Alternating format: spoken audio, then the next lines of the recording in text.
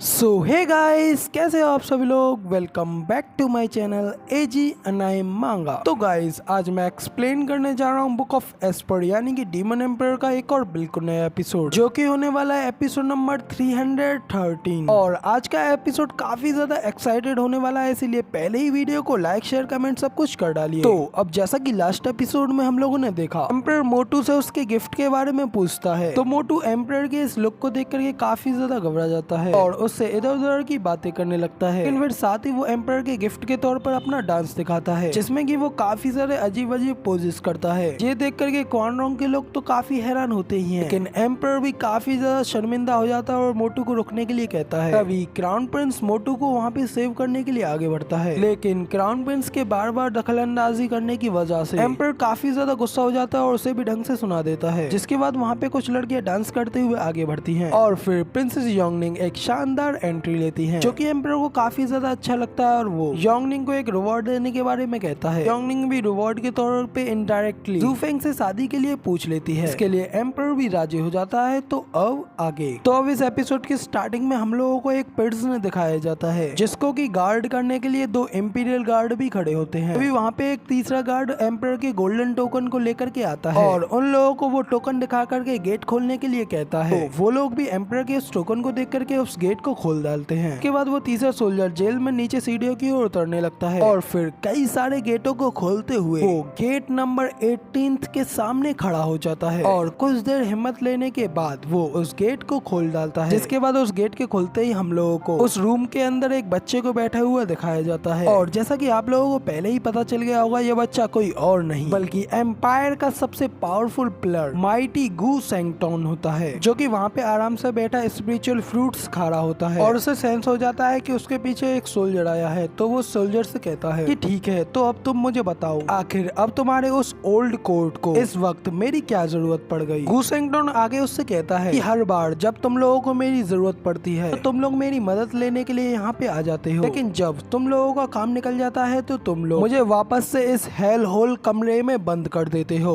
300 साल, पूरी 300 सालों से मैं अपने कहे गए शब्दों पर कायम हूँ। इसी वजह से मेरे इस भयंकर गुस्से से सिर्फ और सिर्फ तुम्हारी ये रेज ही बची हुई है और अब इस बार तुम लोगों ने मुझे ये जो चीज खिलाई है, और ये चीज मैंने पूरे 300 सालों में इससे खराब कचरा कभी नहीं खाया है। तुम लोग मुझे आखिर ऐसी चीजें कैसे खिला सकते हो, क्योंकि आखिरकार क्या मैं तुम्हारे इस एम्पायर का एक डिवाइन ड्रैगन नहीं हूँ। इतना कहते ही गू सेंगटोन उस फ्रूट को खाना बंद कर देता है और उस फ्रूट को सोल्जर के पीछे उस दीवार में बड़ी तेजी से दे मारता है। इसे देख करके तो वो सोल्जर की तो भाई काफी ज्यादा फट जाती है और वो अपने मन में कहता है कि हमारे इस पैलेस की दीवारें एक 7th ग्रेड के मटेरियल क्रिस्टलाइज्ड ब्लैक टंगस्टन से बनी हैं, जो कि इसे एक किले में बदल देती हैं। मगर इस लड़के ने इस दीवार को बिल्कुल एक कागज की तरह गेंद मार करके फाड़ डाला। सच में ये लड़का बिल्कुल क्रेजी है और अब मैंने इससे कुछ भी बात करने में कुछ भी गलत कह दिया तो मुझे लगता है कि मैं इमीडिएटली वहीं पर मारा जाऊंगा। तो सोच करके वो सोल्जर घबराते हुए गू सेंगटोन से कहता है कि सर गू सेंगटोन, प्लीज कृपा करके शांत हो जाएं। मैं तो यहाँ पे सिर्फ और सिर्फ एम्पायर के आदेशों पर आया हूँ। उन्होंने मुझे आपके पास ये बताने के लिए भेजा है कि आपको एम्पायर के लिए एक कठिन प्रतिद्वंदी को हराना है और यही एम्पायर के आदेश हैं जो कि मैं आपको बता रहा हूँ। तो सोल्जर की इस बात को सुनकर के गू सेंगटोन चिल्लाते हुए उससे कहता है कि नहीं, मैं कहीं नहीं जाने वाला। मैंने सिर्फ और सिर्फ इंपीरियल फैमिली की रक्षा करने का वादा किया है, जिसमें कि मुझे एम्पायर के कोई भी आदेश मानने या फिर काम पे लगने से संबंधित कुछ भी नहीं था। तो इसीलिए उनसे कह देना कि ये काम वो खुद ही कर ले। तो अब इधर गू सेंगटोन की ये बात सुनकर के और उसके ऐसे लोग को देख करके वो सोल्जर थोड़ा घबराते हुए गू सेंगटोन से कहता है कि सर, हिज मैजेस्टी खुद आपसे पर्सनली इस बात की रिक्वेस्ट कर रहे हैं। वो आदमी सच में एक असाधारण एक्सपर्ट है और हम में से कोई भी उसकी बराबरी नहीं कर सकता है, तो फिर आखिर हम लोग उसकी बराबरी कैसे कर पाएंगे। इसके अलावा योर मैजेस्टी ने ये प्रॉमिस किया है कि वो आपके रोज के भोजन को काफी ज्यादा इम्प्रूव करेंगे। तो अब इधर खाने की इम्प्रूव होने की बात सुनकर के गू सेंगटोन भी भाई काफी ज्यादा खुश हो जाता है और सोल्जर से पूछता है, अच्छा तो वो लोग खाने को इम्प्रूव करेंगे, मगर लेकिन अगर कितना इम्प्रूव करेंगे। तो वो सोल्जर थोड़ा घबराते हुए कहता है कि सर, हर दिन 3rd ग्रेड के इंग्रेडिएंट्स, 4th ग्रेड के इंग्रेडिएंट्स हर हॉलीडे। तो फिर आप आखिर इसके लिए क्या सोचते हैं। तो अब इधर 3rd और 4th ग्रेड के इंग्रेडिएंट्स के बारे में सुनकर के गू सेंगटोन उस सोल्जर की ओर गुस्से में देखता है और उससे कहता है कि तो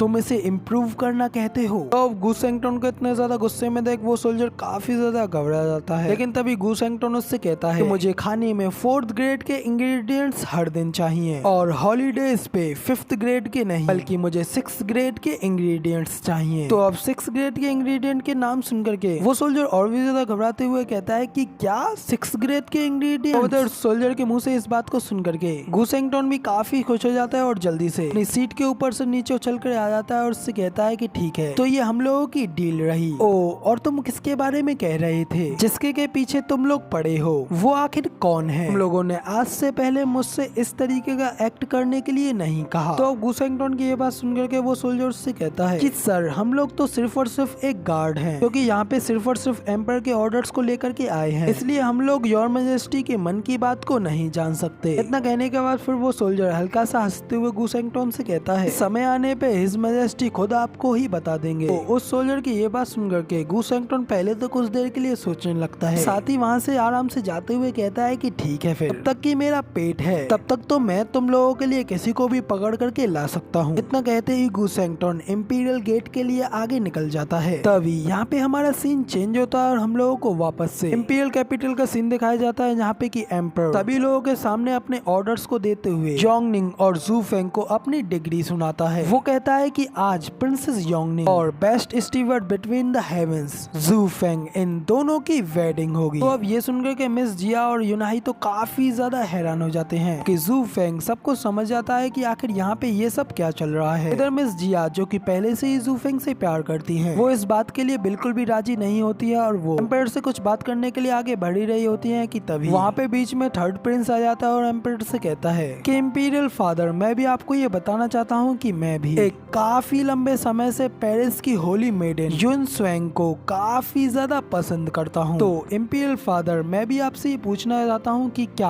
आप मेरी भी शादी उससे करा सकते हैं। तो अब इधर थर्ड प्रिंस अपने फादर से ये सब पूछता है, जबकि ये सुन मिस स्वेंगर भी काफी ज्यादा हैरान हो जाती हैं। तभी एम्पायर भी इस बात के लिए कुछ देर के लिए सोचने लगता है और अपने मन में कहता है कि भाई आज यहाँ पे ये सब क्या चल रहा है, आखिर मेरे लिए ये सब कुछ इतना ज्यादा परफेक्ट कैसे हो पा रहा है, क्योंकि मैं तो एक लंबे समय से यही सोच रहा था कि कैसे मैं लियू क्लैन के हाथों से युन क्लैन को चुरा करके वापस से अपनी फैमिली में कैसे लेकर के आऊं, अगर अब तो खुद ही सब कुछ मेरे पास आते जा रहा है। तो अब इधर एम्पायर ये सब सोचने के बाद खुश होते हुए सभी लोगों के सामने कहता है कि वेल ये तो अब काफी ज्यादा अच्छा है, क्योंकि अब हमारी खुशियाँ 2 गुनी बढ़ चुकी है। तो ठीक है, अब मिस स्वेंगर की भी शादी कराई जाएगी और उनकी शादी मेरे बेटे के साथ ही होगी। तो अब इतना कहने के साथ ही फिर एम्पायर अपने मन में कहता है मैं अब जू फेंग के इस कैलकुलेटिव प्लॉट्स की खुद फायदा उठाऊंगा और ऐसा करने के लिए मैं इस परफेक्ट चांस का उपयोग करूंगा। तो अब इधर एम्पायर ये सब सोच ही रहा होता है, जबकि एम्पायर की ये बात सुनकर के उसकी और एम्पायर के सेकंड बेटे की शादी एक दूसरे के साथ होगी, ये जान करके स्वेंगर काफी ज्यादा दुखी हो जाती है। अभी स्वेंगर को संभालने के लिए जू फेंग प्यार से उसके हाथ के ऊपर अपना हाथ रखता है, जिसे देख स्वेंगर भी थोड़ी चौंक जाती है और जू फेंग की ओर देखने लगती है। तभी जू फेंग भी उससे कहता है कि तुम्हें चिंता करने की बिल्कुल भी जरूरत नहीं है, कि अब इस समय तुम मेरे साथ हो, इसलिए तुम्हारी मर्जी के खिलाफ तुम्हारे साथ कुछ भी नहीं हो सकता और ये चीज कभी भी नहीं बदली जाएगी। तो